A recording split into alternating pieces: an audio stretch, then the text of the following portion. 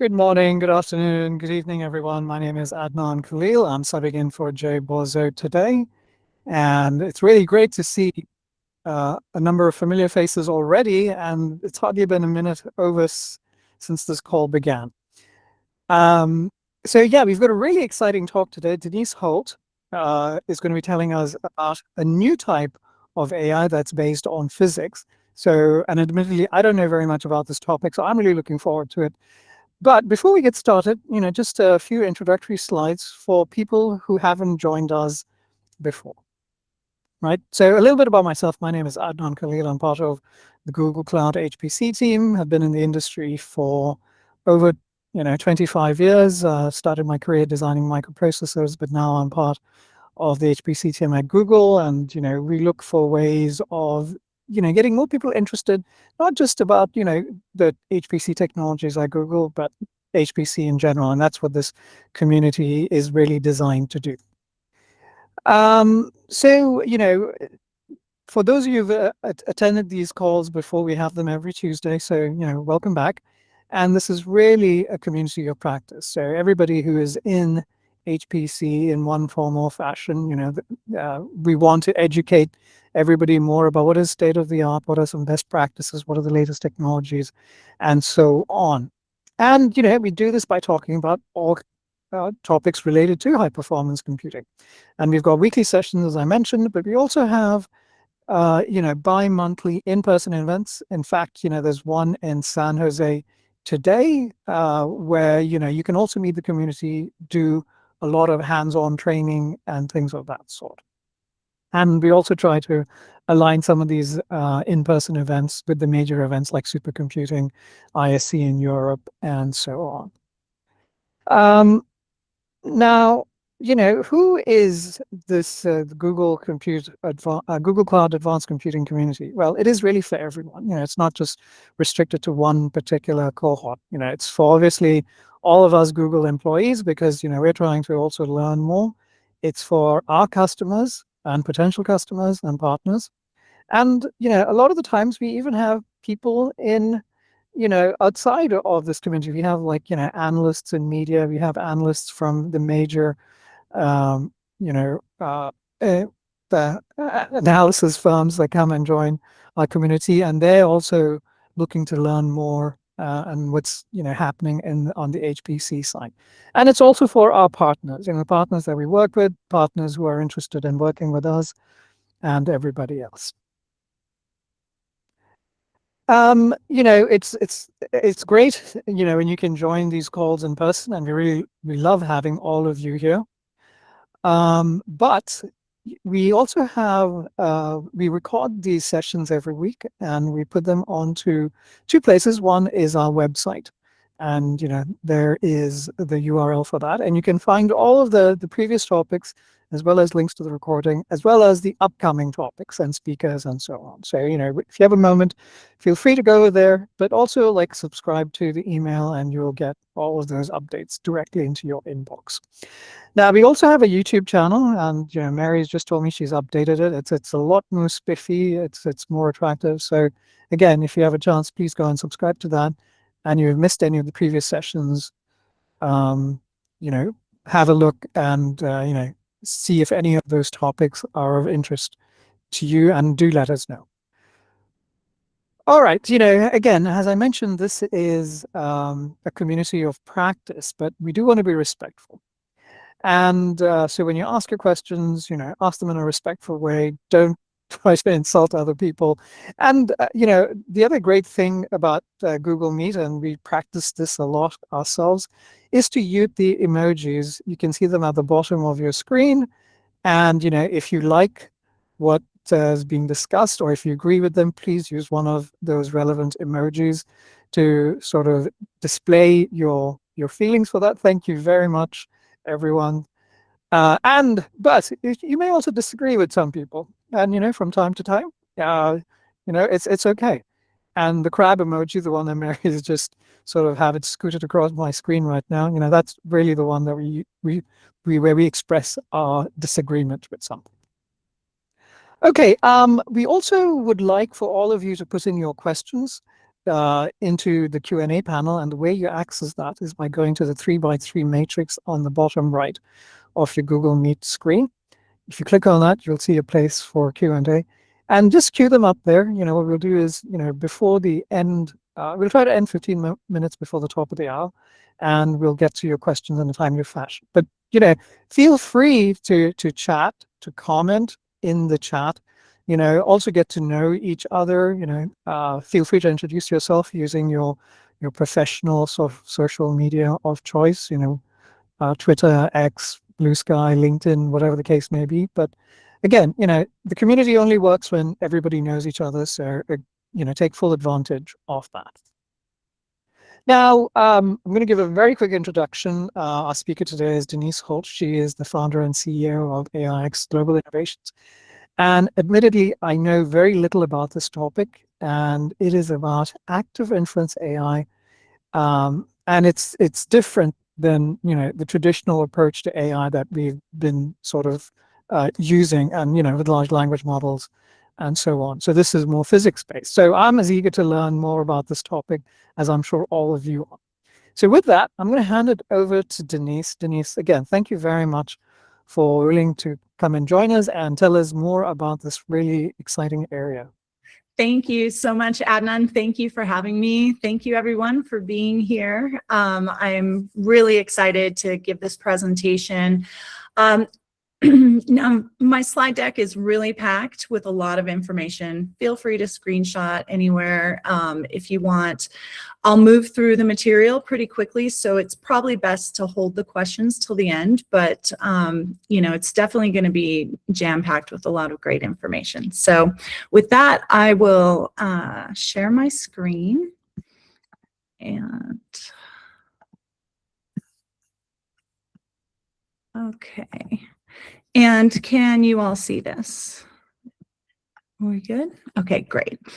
Okay, so today I'll be talking about active inference AI for scientific and technical computing as a physics-grounded alternative to machine learning.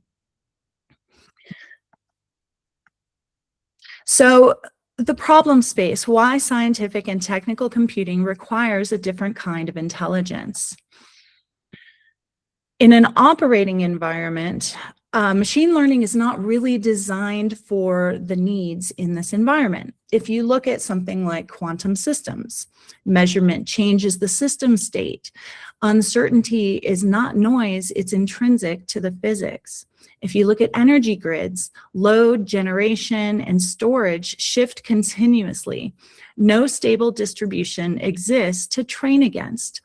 And if you look at the HPC and cloud computing, you have workloads, resource contention, and constraints that fluctuate in real time across thousands of nodes. So we're not talking about data sets here. These are living dynamical systems that are always on, always changing, and always constrained.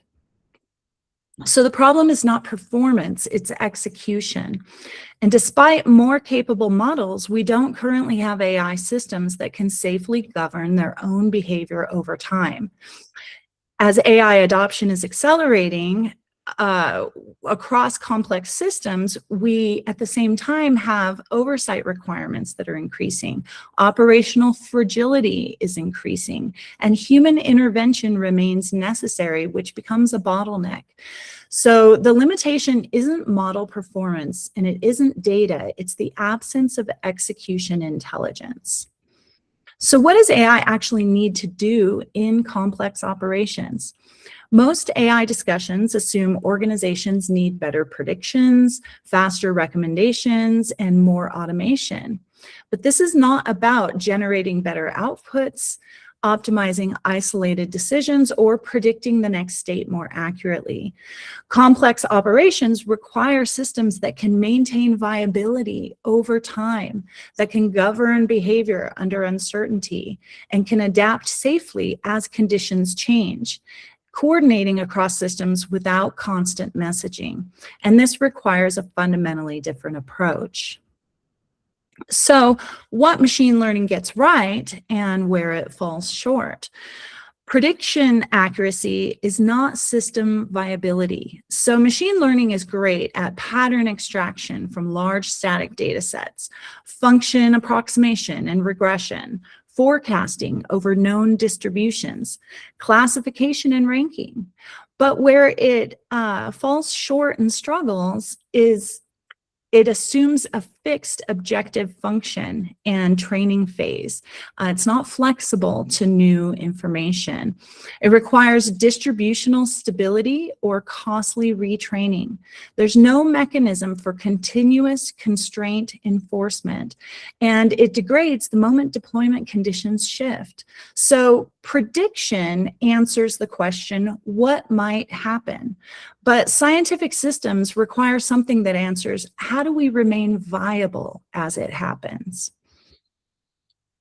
And the hidden assumption in machine learning, fixed objectives and external loss functions. So every machine learning system encodes a belief that the world's just going to hold still long enough for the model to be useful. Defined objective function, intelligence reduced to a score. The score cannot change. A training phase, the system learns from the past. It does not learn from now. And distributional stability, tomorrow's data must resemble today's. Physical systems ignore this contract. And episodic correction. When reality drifts, the answer is retraining, not adaptation. But physical systems, they don't pause for retraining. A quantum processor experiencing decoherence cannot wait for a model update cycle. An energy grid managing a sudden load spike cannot cue a fine-tuning job. They evolve continuously, and they need intelligence that does too. And complex operations are control problems. They unfold continuously. Actions have delayed and compounding consequences. Conditions change mid-execution, and systems cannot be reset or retrained on the fly. So this means that these environments are control problems.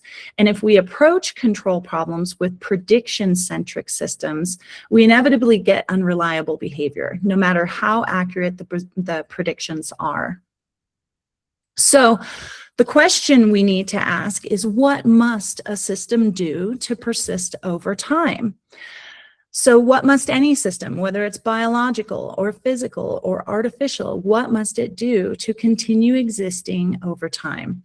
It has to be able to resist disorder, maintain internal structure against a world that constantly pushes toward chaos. It needs to avoid lethal states, actively steer away from conditions that destroy the system, not just react to them. Adapt without losing identity. It needs to change behavior in response to the environment while remaining recognizably the same system. And it needs to preserve coherence under uncertainty and continue operating when information is incomplete or noisy or contradictory. So these systems are not optimizing static objectives, they're preserving coherence. So classical active inference, we're going to take a deep dive into the theory and the foundation for everything that follows. So there's a cognition problem. Complex operations require systems that have internal continuity. Cognitive systems must know the current and evolving state that they're in.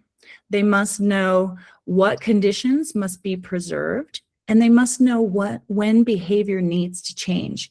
Prediction-only systems like deep learning do not possess this continuity. They produce outputs, they do not possess understanding, and there's no actual cognition. If an agent cannot maintain a stable belief field, it cannot navigate the physical world. So active inference is the brain's problem-solving strategy. And it's a different paradigm. It begins with a different premise altogether. Intelligence is defined as maintaining an internal generative model of the world and acting to keep that model aligned with reality. So beliefs are continuously updated. Action and perception are part of one continuous process.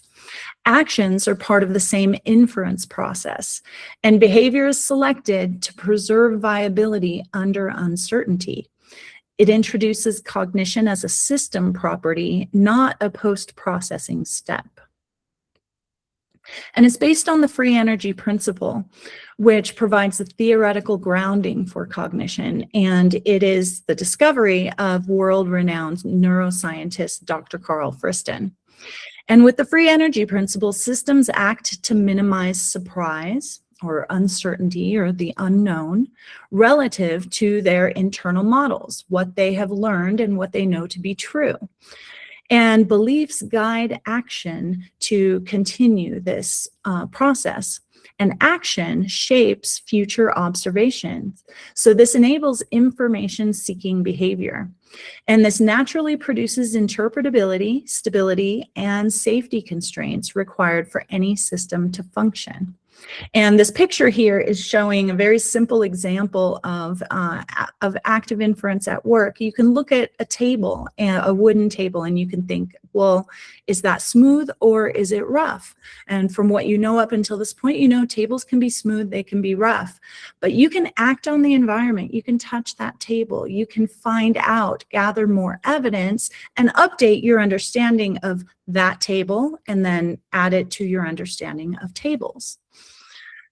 So how active inference works: agents predicting and adapting to their environment. Each agent continuously learns from its environment, enabling real-time adaptation. So unlike traditional AI, which relies on pre-programmed rules and static models, active inference continuously updates its models based on new data, allowing it to adapt in real time. And this is seamless real-time communication. Agents share their knowledge and perspectives, learning from each other.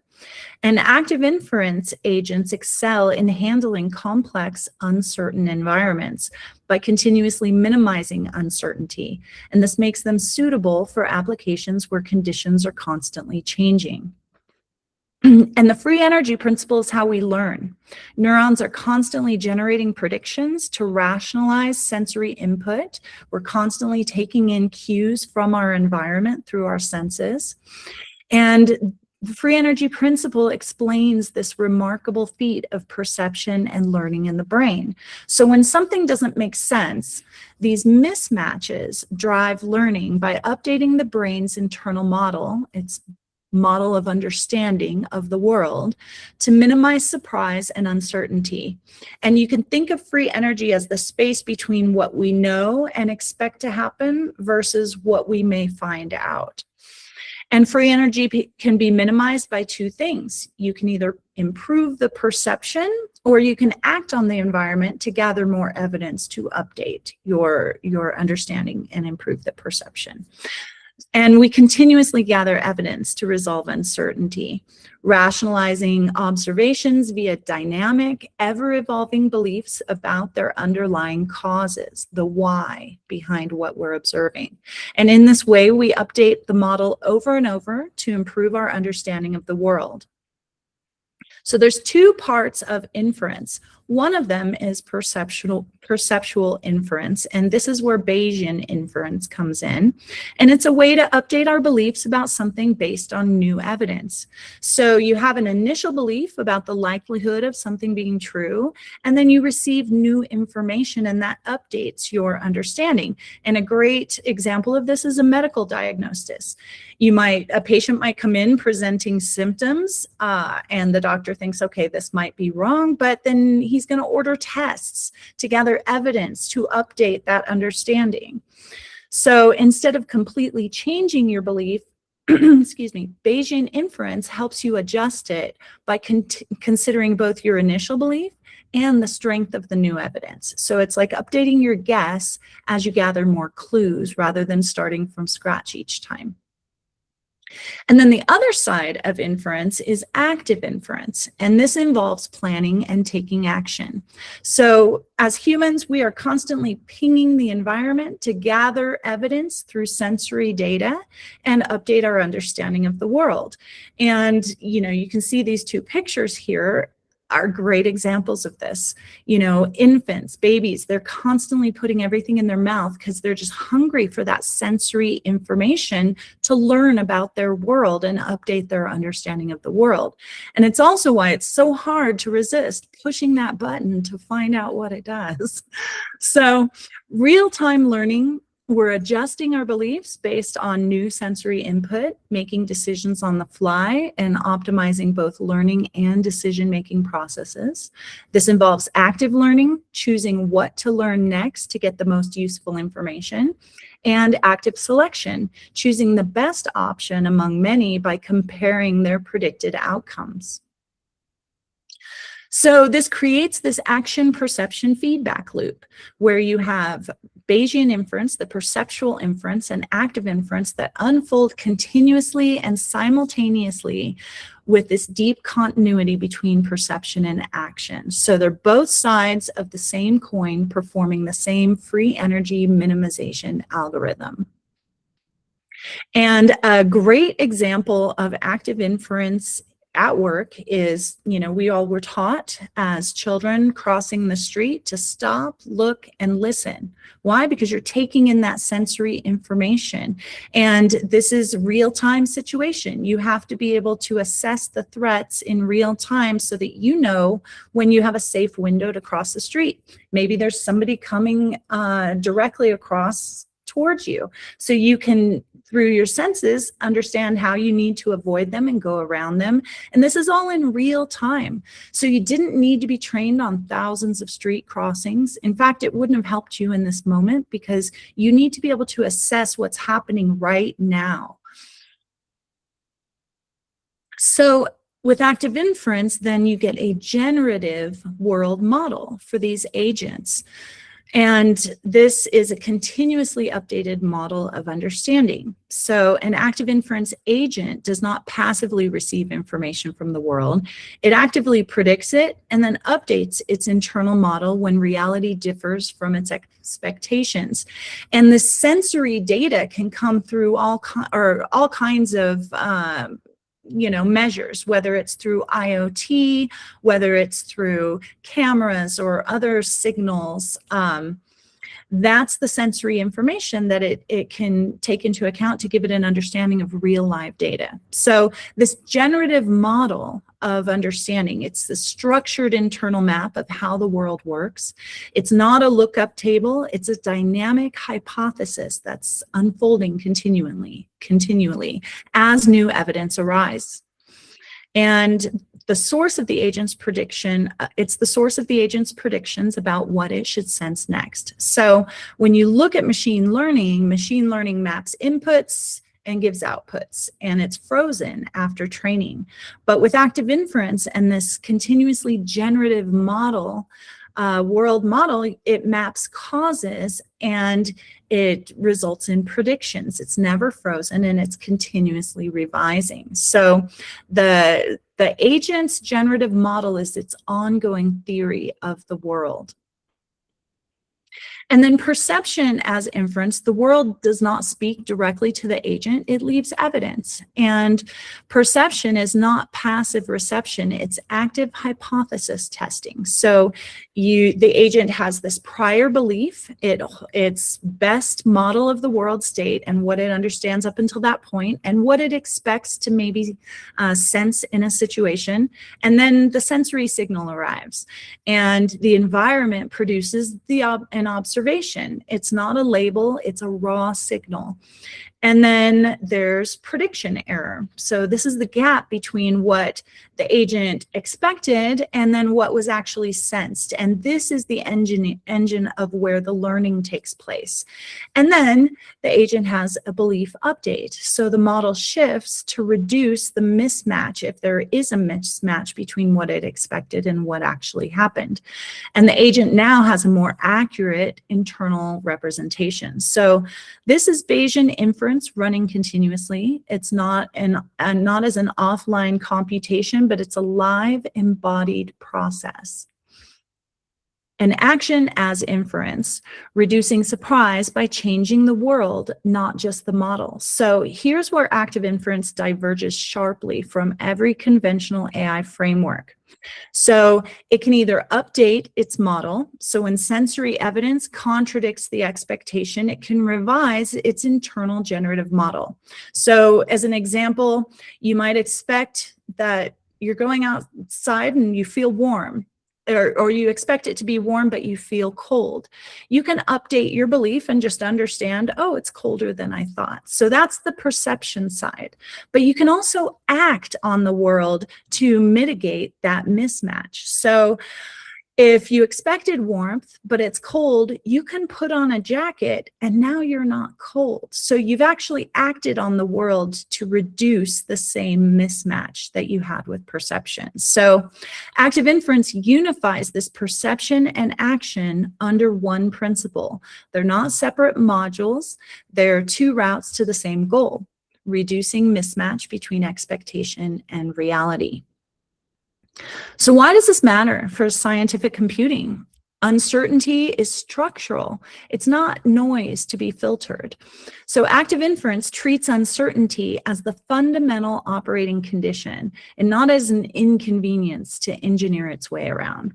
And if you look at these examples of quantum computing, measurement collapses superposition. Hardware drift changes the error landscape mid-circuit. You cannot know the full system state. So these are real problems that are happening in the moment, but active inference naturally encodes measurement as belief updates, collapse as evidence, not catastrophe. And energy systems, the problem is generation, load, weather, demand. They all form an entangled, non-stationary system. So no static model survives contact with real grid conditions. And with active inference, you have continuous belief updating that maps directly onto real-time dispatch and constraint management. And with HPC and cloud, you have workload patterns that shift, nodes can fail, contention spikes are unpredictable, and optimization targets that were valid 10 minutes ago might be stale now, right? So policy selection under expected free energy adapts resource allocation to current beliefs. So not just last night's training run. So the bottom line is in each case, uncertainty, it's not the enemy, it's the actual operating condition. And active inference is designed for this. Now, there are current limits to classical active inference in practice. And right now, currently, they're often small scale, they're single domain specific agents. They lack mechanisms for governing execution over time, and they do not natively support coherent multi-agent behavior. And autonomy is not bounded explicitly. So classical active inference theory introduces cognition, but a single agent cognition is not enough for complex operations. For instance, if you have predictive maintenance on a piece of equipment, it kind of loses its effectiveness without being able to autonomously cascade that knowledge throughout the whole system. So even with classical active inference, there's still a problem. So what we've done with AIX Global Innovations with Seed IQ is taking active inference and extending it into an adaptive multi-agent autonomous control layer for execution governance of complex systems. So this is a different class of intelligence that we're working with. And when systems are designed to govern execution rather than merely produce predictions, Seed IQ operates as this adaptive multi-agent autonomous control layer, AMAC for short. So it's not a prediction engine and it's not an optimization heuristic.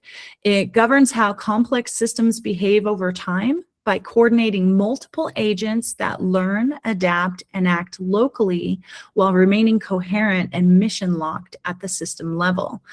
And it uses active inference and it combines it with physics-driven dynamics. And this shift introduces two concepts that currently do not exist in traditional AI or classical active inference frameworks. And this is bounded autonomy and geometric metacognition. So these aren't redefinitions of existing terms. They are properties of an entirely new kind of system. So a system can be statistically accurate, but still drive itself into failure if it lacks the ability to regulate behavior over time. And again, prediction answers a narrow question of what might happen next, whereas execution intelligence answers a totally different one. Are we still on a viable path? Now, again, machine learning and deep learning, amazing tools. They're great for pattern recognition, statistical generalization, function approximation, and high dimensional inference. They're powerful capabilities, but they're not capable of execution intelligence in operational systems. Why? Because deep learning does not maintain persistent internal belief states. It doesn't model viability, system viability over time. It doesn't possess intrinsic goals or preferences. It doesn't govern trajectories beyond a single inference. And it doesn't coordinate behavior without external orchestration. It doesn't possess causal belief, the why behind what it is happening. And it has no tie to the physical world. They cannot regulate execution over time. And LLMs also generate entropy and compounding drift with every token. So they must be wrapped in external rules, orchestration layers, and human oversight to remain safe. So what makes seed IQ with this active inference and physics-driven architecture, what makes it different? Well, the agent's entire intelligence is encoded into a living probability landscape. And this plays out in their belief structure, attention, and planning, and learning flow over time.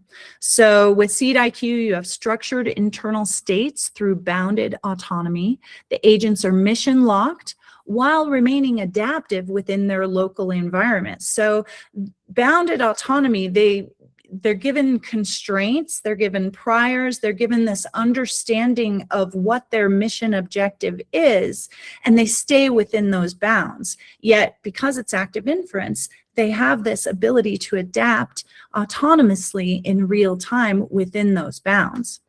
And this enables dynamic equilibrium through allostasis, meaning maintaining equilibrium as it's adapting, versus homeostasis, and local autonomy with global coherence, adaptation in real time without retraining, and coherence is preserved through structure, not direct communication like message passing. So from models to landscapes, why this matters. Today's AI uses models, parameter sets, symbolic structures, or probabilistic samplers. But seed IQ replaces the entire idea of a model with this dynamic probability landscape. And this changes the paradigm from symbolic representations to physics-based belief. This shift eliminates the need for syncing servers or retraining in order to distribute the agents, and intelligence becomes a self-sustaining probability landscape. So cognition here is not simulated, it's conserved through physical laws. LLMs in deep learning models sample likelihoods, they correlate tokens, but not causes. And seed IQ performs spatial AI physics-driven inference. It's the equivalent of belief evolving under the laws of physics rather than statistical guesses. And one of the biggest problems in all current AI systems is entropy and compounding drift. So models degrade the moment they leave training as reality shifts. And because of this, they need refresh cycles, fine-tuning, recalibration, or retraining on new data. But Seed IQ solves this problem at the foundational level. Because the cognition is mission locked, the agent's structure cannot distort without violating energy conservation laws of physics. So noise cannot accumulate. You cannot inject new structure without changing the seed lock fingerprint of the agents, which immediately exposes tampering or corruption. So it produces perfect long-term stability while maintaining adaptability. There's zero hallucination risk, no memory decay, and agents can operate indefinitely, like long horizon, without retraining or maintenance. Now, how does it do this? Or, what makes this possible? Well, the first law of intelligence is conservation. In the physical universe, energy and information are inseparable. They transform, but they can't appear from nowhere.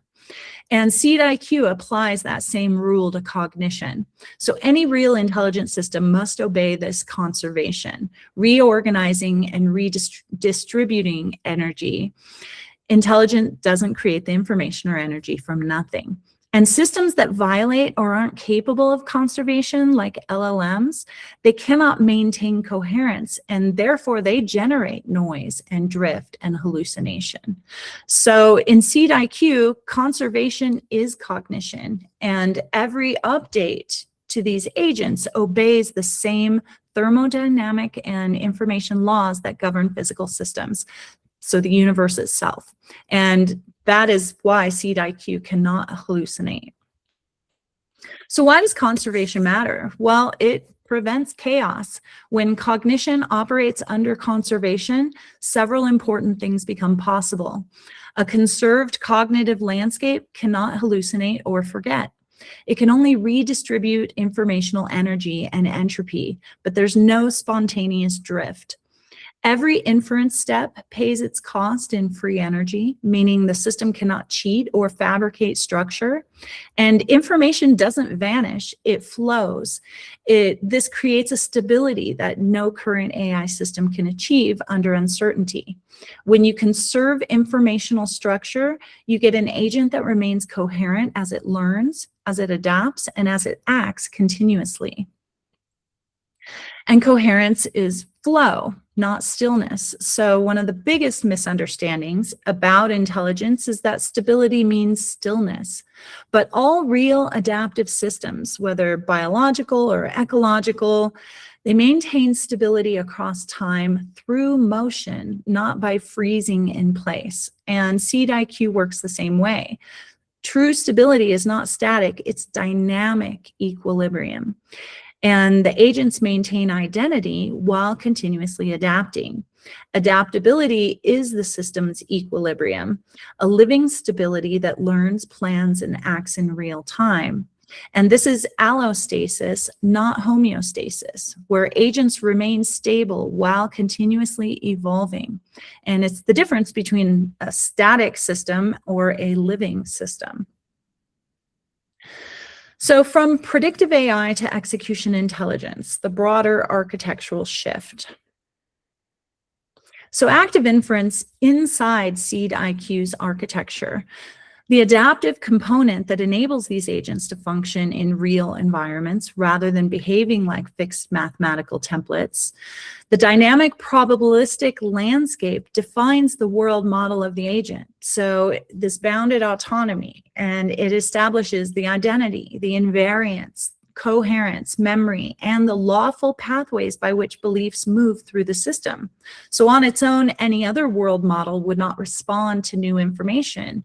It would be stable, but it wouldn't be adaptive. But active inference provides the mechanism for real-time adjustment.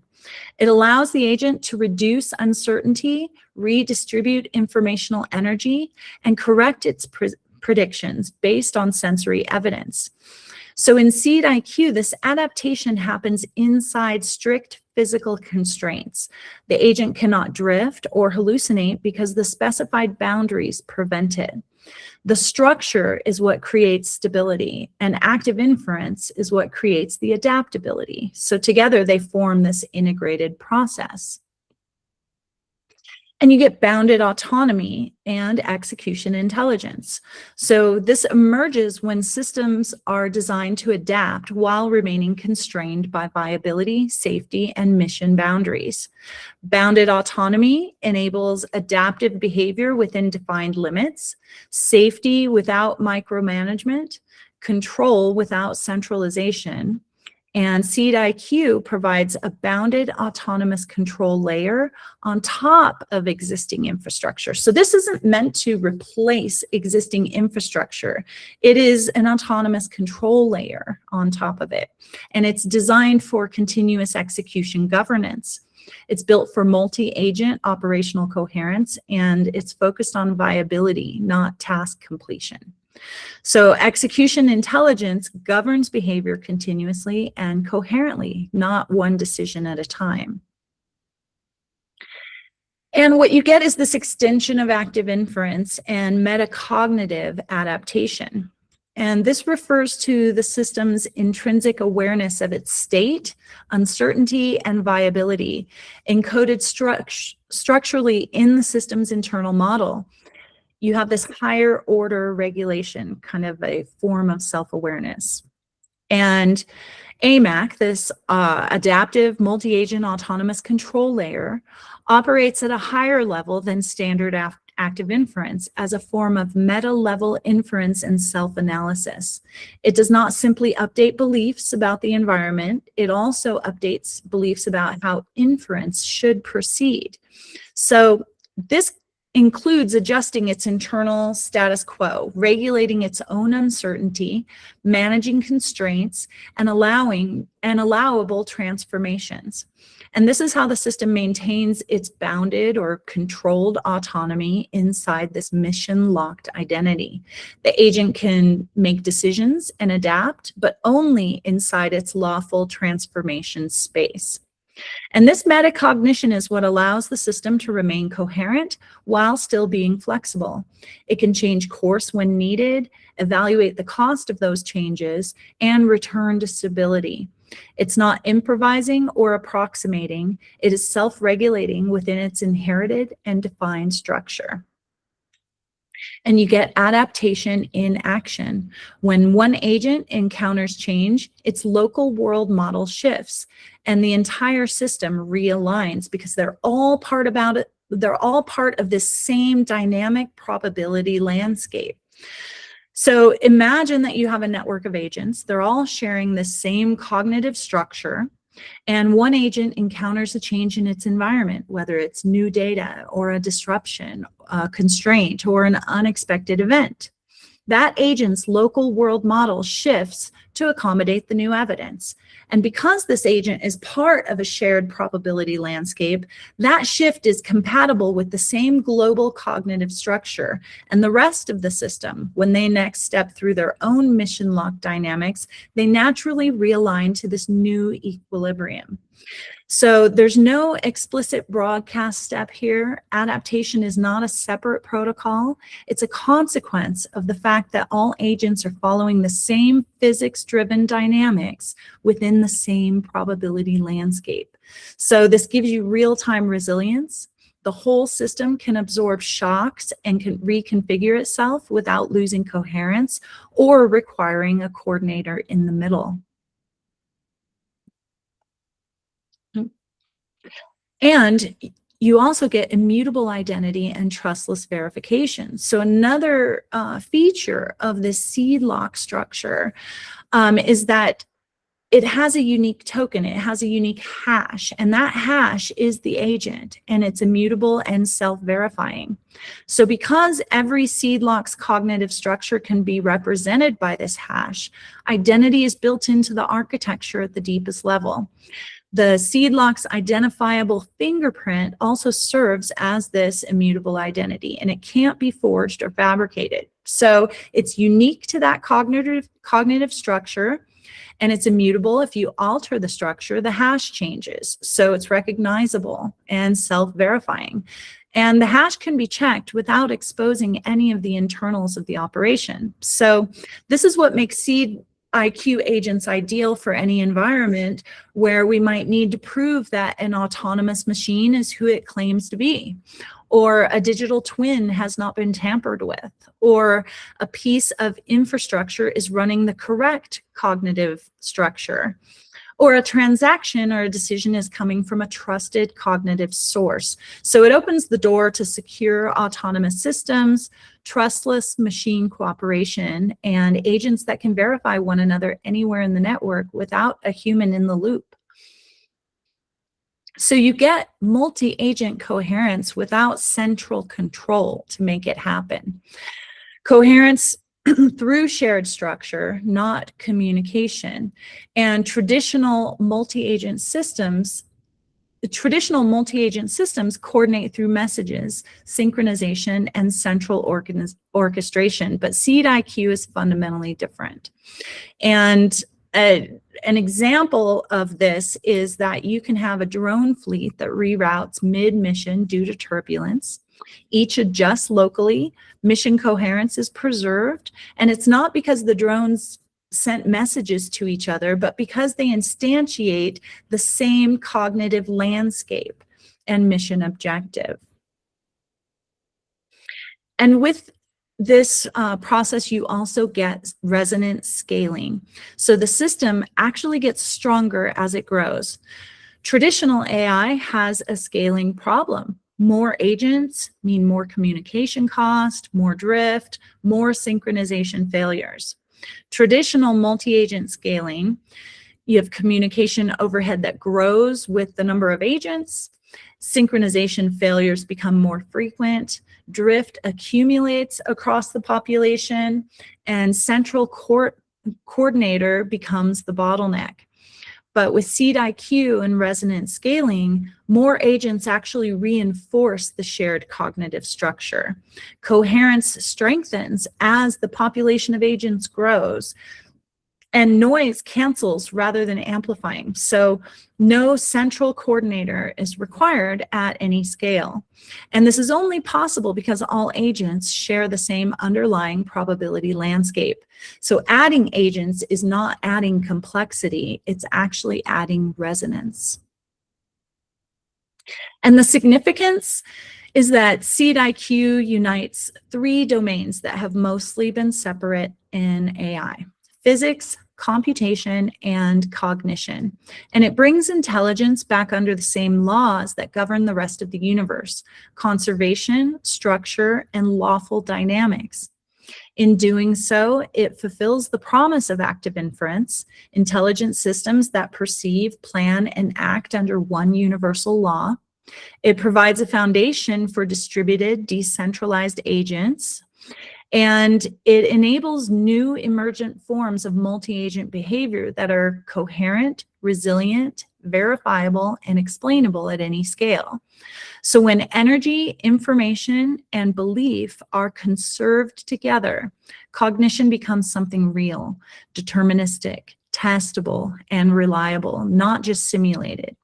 Seed IQ is not just a new algorithm, it is a new substrate for intelligent systems. It's a category-defining architecture and a foundation for the next era of adaptive, distributed, and living intelligence. And right now, the current areas of focus that we are focused on, we're having early success across three verticals. One of them is in an adaptive execution layer for quantum computing. And what we're able to do with the error reduction and addressing barren plateaus and silent drift, it completely converts the runaway quantum execution costs into governed, scalable economics. And with autonomous warehouses, we're able to enable real-time collision-free coordination across multiple autonomous agents that are operating under shared constraints. And then with energy systems, we can convert hidden energy waste into measurable savings and amplified energy yield, actually yielding more energy from existing infrastructure.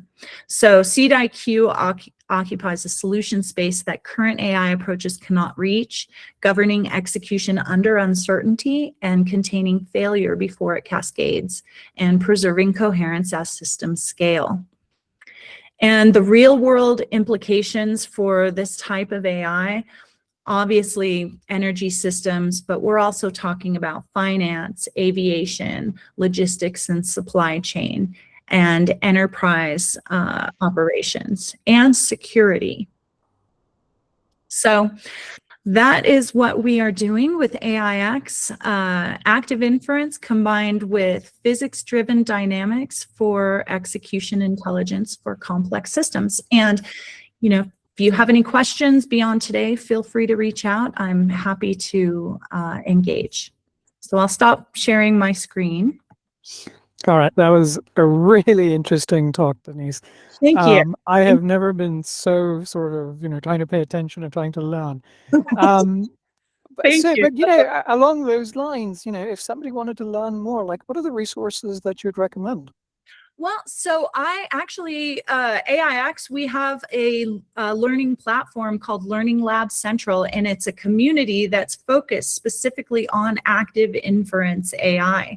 And every month I host monthly learning labs where I do a new presentation, and it's not just for the presentation. After the presentation is over, I open up the floor for about an hour for everybody to have a conversation and discussion, and it could be about that or other things in the field. But, we're really establishing a tight-knit community there. And, to me, the goal is for everybody to be able to kind of find synergy together and learn. So.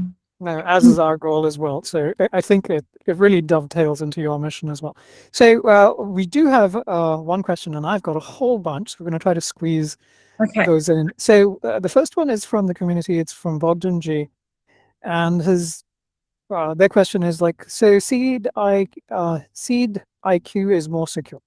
Tampering is nearly impossible to hide. Several major attack vectors and vulnerabilities look to be eliminated. For example, you can't do things like, prompt injection, model poisoning, model collapse, and all of those stuff. So, well, I think you mentioned everything is protected by a hash, right? Or the agents. Well, the hash, yeah. So the way it works is that each probability landscape is for this solution space, right? So that can be around energy systems, it can be around execution governance for quantum systems, it can be around autonomous warehouse. But that unique solution space has a hash, and it's its digital fingerprint. It's an identifiable fingerprint for those agents operating within that solution space. So if you inject another agent and it's not part of that same identity, it's obvious immediately. So there's no tampering there. And because they are all operating on this within these same constraints, there's also no drift outside of that for these agents. So it's a very safe and secure environment for this autonomy within the agents. Okay. So, one of the things that came to mind as you were talking about, this mixture of agents, is I'm sure you've read this book, The Society of Mind by Marvin Minsky. You have like multiple agents, each acting autonomously, but they all sort of compete for attention. And so, I was so then getting to trying to think like, what does this mean for explainability? Because today's AI models are black boxes. We still don't know why some of them produce outputs that they do. So, how would you sort of answer that question? Yeah, this is fully explainable. And it's because the cognition itself is part of the physical structure of the probability landscape. And so all of the changes that are happening within the agents as they adapt, it's all recorded. It's all evident. You can see exactly what's taking place and, how you might want to adjust it going forward. So again, a lot of the folks in this community do have an HPC background, and I'm sure one of the questions on their minds is, what does this mean from a hardware infrastructure perspective, right? I mean, right now we look at GPUs and massive networking and huge data centers. Does this change the game? Well, this is highly efficient energy wise, because you're using physical laws of conservation for, there's no explicit message passing. It's zero calm, right? Hmm. They're able to adjust and sense what's happening because they can sense their environment within the probability landscape itself. But that doesn't replace the need for cloud structure and cloud computing for other elements. Like I said, this is an adaptive control layer over existing infrastructure, Okay. right? And that infrastructure actually needs this type of intelligence to help coordinate what's going on Okay. within the compute. For So, instance, I'll give you an example with sure. quantum, right? With quantum, we're not replacing any hardware. We're not doing anything to any of the existing way that the hardware works. Mm. But what our agents are able to do is be this execution governance layer where each agent is able to monitor the signals and have it be part of the same probability landscape. So when a signal starts to drift, when something starts to drift, we actually can identify that immediately. But because it's active inference and we can intervene, we can act on the information, we can actually adjust the circuit depth or something to help maintain the viability of compute so that it doesn't just drift off into barren plateau, silent failure. And if it Okay. does happen to, we can identify that happened and cause safe halting at that moment. So you don't have this wasted compute. And right now with quantum, you can't see any of that from the outside. So this gives this visibility action layer over, compute as it's occurring. Okay. And so you mentioned at the heart of it, it's an adaptation of the Bayesian algorithm, right? Or did Yes. I perceive that correct? So I mean, so I'm assuming a large majority of the mathematics behind it are matrix based. Would that be correct? Yeah, I mean, active inference, it uses Bayesian inference as well as the free energy principle, right? So there's a lot of mathematics inherent to those that are happening within the adaptability of the agents themselves. But there's another side of this with what we're doing with active inference and the physics-driven dynamics, where we're using a lot of mathematical principles that are inherent with physics itself. Okay. So which leads me to, I think, my last question is, so when you have a mixture of agents, would it be possible, I think I know the answer to this question, but I'm going to ask it anyways, is that the causality model, you know, is it consistent across the different agents? Or I guess really the question I'm trying to ask is, could you have one model based on its sort of sampling of the environment comes up with one causality model, which is not observed in another agent? So yes and no. So because they're all operating within their bounded constraints, right? Mhm. And what they understand is the lawful transformational space that they can operate within.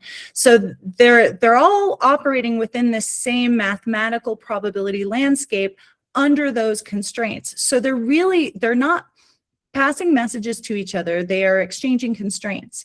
And if they encounter something that was unexpected, it automatically gets felt among Mm. the other agents within that space because they're all part of this same mathematical probability landscape, this Probability. Okay.